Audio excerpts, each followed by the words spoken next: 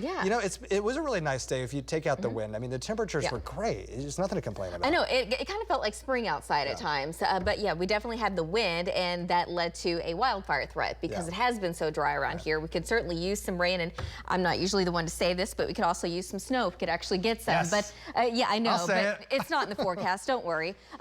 We do have max wind gusts today. We did have gusts over 40 miles an hour in parts of central Oklahoma, but we had a 52-mile-an-hour wind gust in Enid, also a 52-mile-an-hour gust out in Lahoma. But yeah, lots of locations, 30s and 40s. So it was very windy, and that helped to push temperatures to well above normal. We made it to 69 today in Oklahoma City, but 67 in Enid, 73 in Alva, 74 degrees earlier this afternoon in Woodward. Now, temperatures have come down since then, but you know, for late December, this is not bad. This is our downtown camera, part of our Pike Pass Skycam network. Still a little windy, obviously, 58 degrees. We got a south wind sustained right now at 15 miles an hour. South wind anywhere between about, well, 5 in Kiowa County, but then, or Greer County, but then we've got wind gusts as high as around 35 miles an hour or so in the far northeast. So still very breezy across much of the state. Temperatures, though, holding steady in the upper 50s, some low 60s. We got 40s behind a boundary that's actually in the Panhandle right now.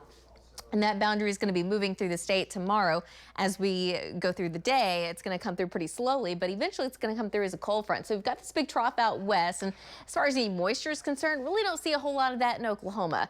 But it will stay mild, so temperatures tomorrow back in the 60s. As the front moves through tomorrow, eventually that wind's going to shift to the north and west. So by Friday, it's going to be cooling down, and we've got another wave moving through. But even with that wave, it looks like most of the rain is going to stay just outside of Oklahoma. There's still a chance probably around Idabel, so McCurtain County, that we do get some light rain around there. But this weekend, no matter where you go across the state, it looks dry. It also looks mild. So if you have any New Year's Eve plans, you're going to be just fine. Thing is, on Monday, we've got a stronger storm system moving in, and you know, this has been going back and forth. The data has been saying we're going to be dry. Some data has been saying we're going to be seeing some rain and storms. And at this point, now it's looking even better that we have a higher chance of seeing some rain, at least in central and eastern Oklahoma Monday afternoon. Behind that storm, it does look a little bit more chilly. Temperatures drop down into the 40s, but we don't have this terrible cold spell on the way by any means. So temperatures staying at or just above normal for a while. Tonight, though, eventually dropping down into the low 40s. Again, staying breezy tomorrow afternoon.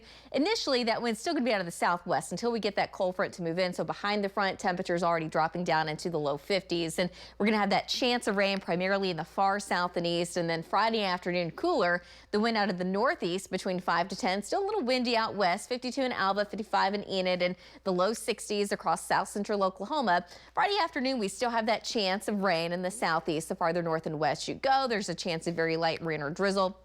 And eventually, the farther west you go into western Oklahoma, we still just really desperately need that rain. So tomorrow even, we still have to watch that fire threat. And Saturday still looks dry, still looks mild for December. Highs near 60 in most locations, but 61 in Stillwater, 62 degrees in Ada. So for the rest of your New Year's Eve weekend, by midnight, 44 degrees. New Year's Day, 64. And then after that, we do cool down just a little bit, but it's really not all too bad.